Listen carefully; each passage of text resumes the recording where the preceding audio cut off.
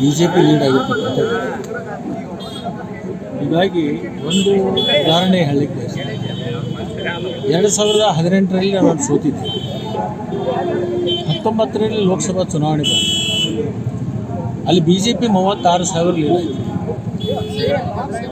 ಇದಕ್ಕೇನು ಉತ್ತರ? ಕೆಲವೊಂದು ಪಾರಂಪರಿಕ ಮತಗಳಿರ್ತವೆ ಕೆಲವೊಂದು ಕ್ಷೇತ್ರ. ಪಾರಂಪರಿಕ ಮತಗಳು ವ್ಯಕ್ತಿಗಳನ್ನು ನೋಡಿ, ಪಕ್ಷಗಳನ್ನು ನೋಡಿ ಕೆಲವೊಂದು ಮತಗಳನ್ನು ಹಾಕ್ತಕ್ಕಂಥ ವ್ಯವಸ್ಥೆ. ನನ್ನ ಚುನಾವಣೆಯಲ್ಲಿ 76,000 ಅಂತರದಿಂದ ನಾನು ಗೆಲ್ಲಿಸಿದ್ದೆ. ಆದರೆ ಈ ಚುನಾವಣೆಯಲ್ಲಿ ಸುಮಾರು 7,000ಕ್ಕಿಂತಲೂ ಕಡಿಮೆ ಕಾಂಗ್ರೆಸ್ಸಿಗೆ ಮತ ಬಂದಿರ್ತದೆ. ಅದಕ್ಕೆ ಕಾರಣ ಅಂತಂದರೆ ಕೆಲವೊಂದು ದೋಷಗಳಿವೆ. ಅದನ್ನು ಪಕ್ಷದ ವೇದಿಕೆಯಲ್ಲಿ ನಾನು ಚರ್ಚೆ ಮಾಡಿ ಅದನ್ನು ಬಹಿರಂಗವಾಗಿ ಹೇಳಲಿಕ್ಕಾಗಲ್ಲ.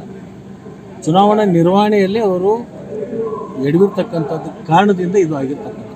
ಇದನ್ನೆಲ್ಲವನ್ನು ನಾನು ಪ್ರತ್ಯಕ್ಷ ಪಕ್ಷದ ಒಂದು ಚೌಕಟ್ಟಿನಲ್ಲಿ ಅದನ್ನು ಚರ್ಚೆ ಮಾಡ್ತೀನಿ.